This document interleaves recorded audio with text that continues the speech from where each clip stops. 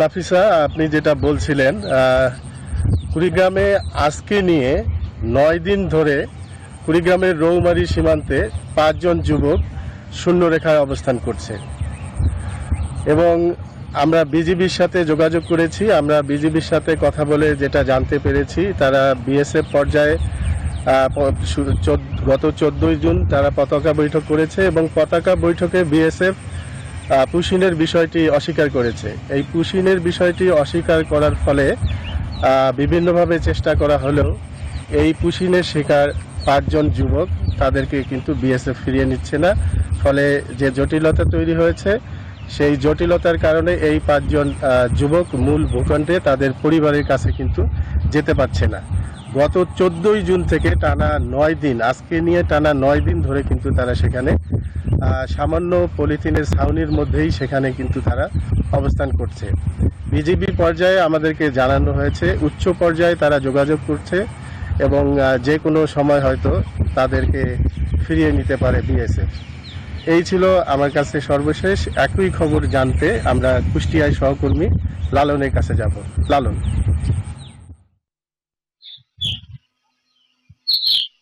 ধন্যবাদ সূর্য। আপনি কুড়িগ্রাম থেকে যেমনটি জানাচ্ছিলেন, কুষ্টিয়া সীমান্তে নতুন করে পুশিনের ঘটনা না ঘটলেও সীমান্তে কিন্তু পুশিন নিয়ে উত্তেজনা এখনো বিরাজমান না। বিশেষ করে সীমান্তের যে বাসিন্দারা রয়েছেন, তারা কিন্তু এই পুশিনকে ভালোভাবে গ্রহণ করছেন না। তারা বলছেন যে রাতের আধারে বা এই দুর্গম সীমান্ত দিয়ে নারী শিশু বৃদ্ধদের যেভাবে বাংলাদেশ অংশে ঠেলে দিচ্ছে বিএসএফ, সেটি একেবারে অমানবিক এবং এটি কোনোভাবেই মেনে নেওয়ার মতো না।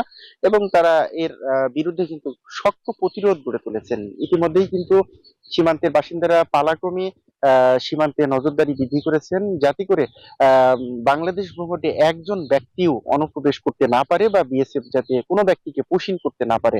আমি 47 বিজিবি ব্যাটালিয়নের যিনি অধিনায়ক রয়েছেন, লেফটেন্যান্ট কর্নেল রাশেদ কামাল রনি, তার সাথে কথা বলেছি। তিনি বলছেন যে ইতিমধ্যে দৌলতপুর সীমান্তের যে 46 কিলোমিটার সীমান্ত, সেই সীমান্তে কিন্তু অতিরিক্ত বিজিবি সদস্য মোতায়েন করা হয়েছে, সীমান্তে টহল জোরদার করা হয়েছে এবং সীমান্তের প্রতি ইঞ্চি নজরদারিতে রয়েছে, যাতে করে নতুন করে এই সীমান্ত দিয়ে কোনো ব্যক্তি বা কোনো মানুষকে বিজিপি বা সরি বিএসএফ যাতে পুশিন করতে না পারেন। আমি বিজিবি কর্মকর্তাদের সাথে কথা বলে জেনেছি, তারা বলছেন যে ইতিমধ্যেই আসলে বিজিবি সদস্যদের মাঠ পর্যায়ে সেই নির্দেশনা দেওয়া হয়েছে এবং একাধিকবার বিএসএফ এর সাথে পতাকা বৈঠক অনুষ্ঠিত হয়েছে। সেখানেও কিন্তু বিএসএফ কে কড়া বার্তা দেওয়া হয়েছে, যাতে তারা সীমান্ত দিয়ে বাংলাদেশ ভূখণ্ডে কোনো মানুষকে পুশিন না করে।